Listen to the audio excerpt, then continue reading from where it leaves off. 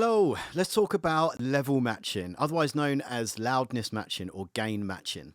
What even is it? What is its importance? And why should you be considering it when mixing? These are a few things that I want to cover in this video. Stick around. Right, so what is level matching? Essentially, level matching is matching the level of the output of a plugin to the level of the input. So when you send signal into a plugin, there's going to be a bunch of processing that happens within that plugin. That's why you're loading it up. Now, whether it be an EQ, a compressor, a saturation plugin, whatever, all the processing you do is going to be affecting the level of the signal in some way, whether that be increasing it or decreasing it. More often than not, you're increasing it, but as I said, that's not always the case. If you have something like a compressor, for example, that's definitely going to be increasing the level, and then in effect will get louder on the output. Even with an EQ, bear in mind an EQ is just a level control but for individual frequencies. So even if you're just boosting the low end in an EQ, you're still boosting some of the signal by a certain amount, and that's going to affect the output. So level matching is all about adjusting the output, so after you've done the processing, the signal is the same as when it went in. That's level matching. Now, why does it even matter? Why do we have to level match our plugins? Now, there are a few reasons. There are two that I find to be the main reason. The first one is it affects what follows it. So, for example, if you have an EQ and a compressor, EQ followed by a compressor. Say you've just taken the time to set up your compressor and it sounds wonderful. You've got all the levels right. It's absolutely rocking. You're loving what's going on. Hooray.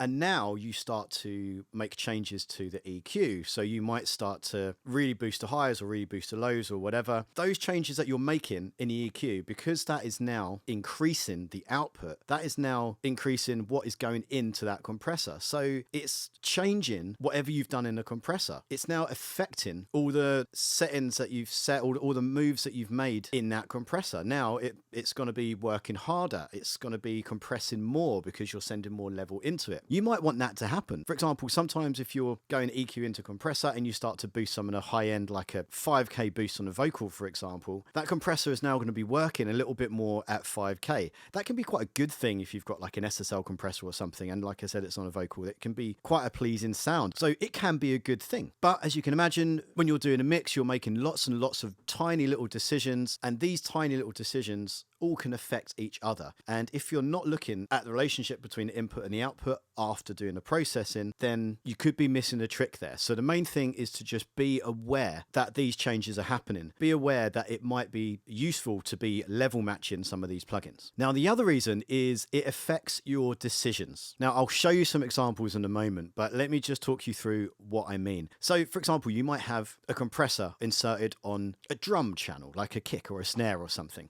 As soon as you start to send that element into the compressor and you start to give it some juice, chances are it's going to get louder, and louder is better. Let's make everything loud. Let's make everything, an entire mix, really, really loud. Well, the problem with that is if everything is loud, then actually nothing is loud in relative terms. So yes, louder is better to a degree, but you need to be careful with that. It's not always the best thing. So the problem is, if you're just hearing that it's louder and you think it's better, you're not actually paying any attention to the tonal qualities or changes that this compressor is making. You're not actually paying attention to the dynamics that it's controlling and whether it's a good or a bad thing. And if it just makes it louder and then you end up turning down your fader, then what is it given to the mix? So this is the point of level matching. Level matching allows you to actually hear the benefits that the plugin is doing. Enough boring talk. Let's look at some examples. Okay, so we're going to start with an example on drums. Specifically, we're going to be looking at a snare, but let's just listen to what the drums are doing to start off with.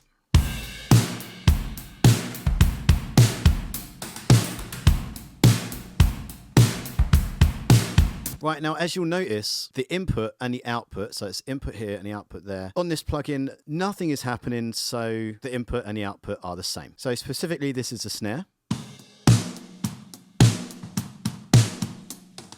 Great, so no processing is going on at all. Now, if we look at the processed version, what I'm doing here is I'm boosting about 8 dB at around 8K. I'm boosting about 10 dB at 216 Hertz, and then just under 4 dB at around 700 Hertz. So there's a whole bunch going on there. There's quite a lot happening. So now I've done that, let's have a look at the output and see how much of a difference that is making.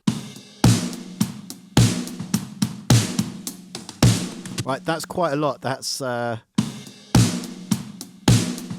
well, at least 6 or 8 dB, something like that. That's how much of an increase those EQ moves have made, and that's fine. But it's just made it's made the whole thing louder. So that's going to be affecting, like I say, everything else that follows it. Now, this plugin has an output control, so you can either bring down a fader there, or we've got an output trim that you can adjust. And most plugins like this will have one. If they don't, you can insert a gain or a trim plugin immediately afterwards, and that will do essentially the same job. So what I've done is I've tried to match that. So if I go over to version A here, now what I've done here is I've brought down the output trim by 6.3 dB. What I'm trying to do is I'm trying to match the output to the input, like we said earlier. So let's have a look at that.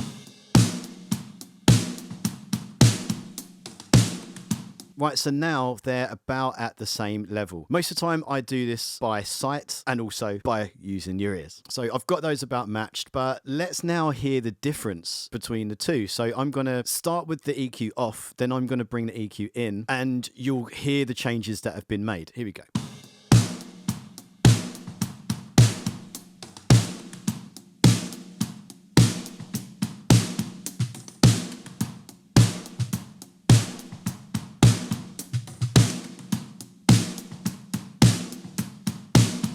So it's a little bit more subtle than the other version, which was just stonkingly loud. Let's show you the difference there.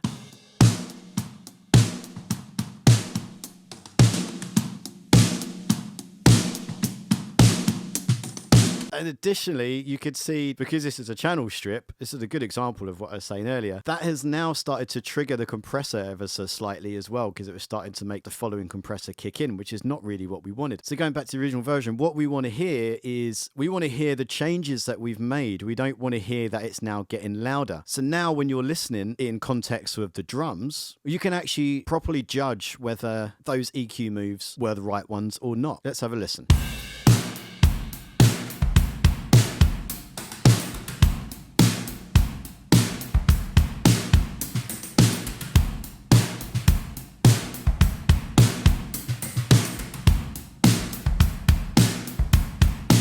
Great, so it's coming through a little bit more, it's got a little bit more high end, it's getting a little bit more of the snare wires, which is what I was going for here. And more importantly, when you're listening in the context of a mix, it's not just going to be jumping out because it's louder, you're going to be hearing the actual processing that you did with the EQ. Let's show you that again, but now without being loudness matched.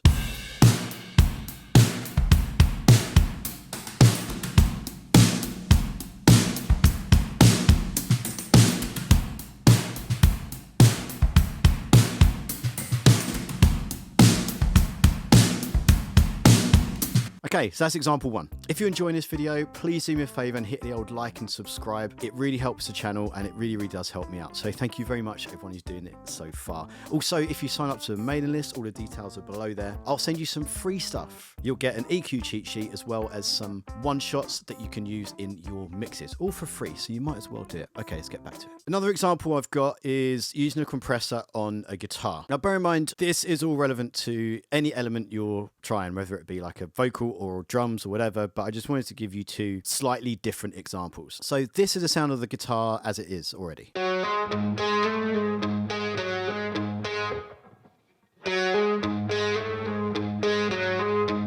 Now, if we bring in this compressor over here, this is a lovely waves compressor. It's been around for about 1 billion years and it is still fantastic. Not only does it compress, it just does some really nice things to the tone of the guitar. So there you go. Anyway, now what I'm going to do is I'm going to compress it and you're going to notice how much it's attenuating and you're going to hear a difference in level as well. Okay, so let's do that.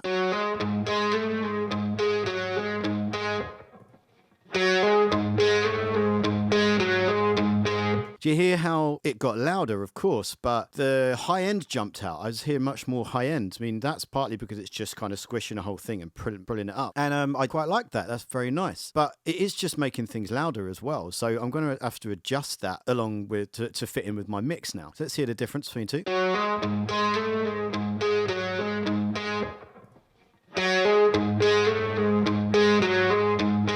Great. Louder is better. Louder is better. Amazing. Love that. But now, if we look at this next version of it, I've actually level matched it. Now, I did it mostly by sight, but slightly by ear too. So let's have a little look at that. You'll notice it's going to be attenuating around 3 dB, and then I've adjusted that accordingly on this output control on the gain. So I've brought that down 3 dB as well.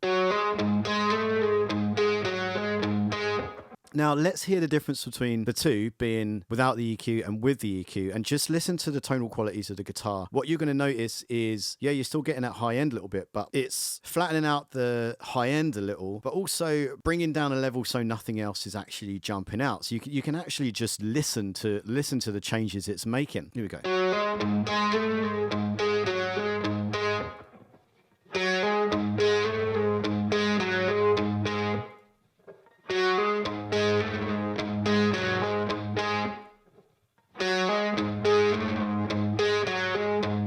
So listen to that again, and you're going to notice, the one thing that I'm noticing is how the attack is kind of squeezing some of those notes a little bit in quite a pleasing way. It's giving it that little bit more punch. It's actually giving it a little bit more attack, even though it's essentially kind of taking some of the attack away. It's mainly because it's compressing some of the sustain, so it's kind of bringing them up to match the attack of the strings. So have another listen to that.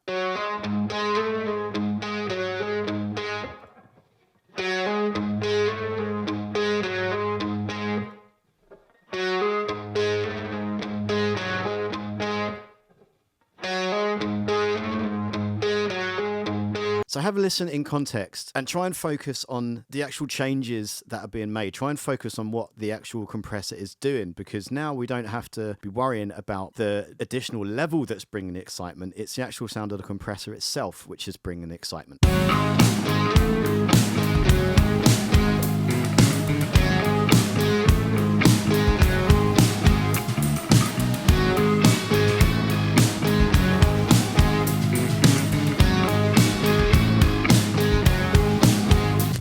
And there you go. I hope some of those examples successfully showed you why it's important to level match. Or more importantly, the main thing you need to understand is that you need to be aware of it. You might be making a decision that you want the preceding plugin to affect the next plugin. You might want that additional level to be feeding into that compressor and making it work harder. That's totally okay, but you just need to be aware that that's happening. And next time you are making these EQ moves and compression moves and whatever process you're doing, try level matching the output to the input. Try making sure the signal is the same coming out as it went in, and then really listen to what processing is actually happening and if the decisions you're making are the right decisions. Okay, if you've got any questions, throw them in the comments below and I'll try and answer the best I can. Otherwise, thanks very much for watching, and I will see you next time. Bye.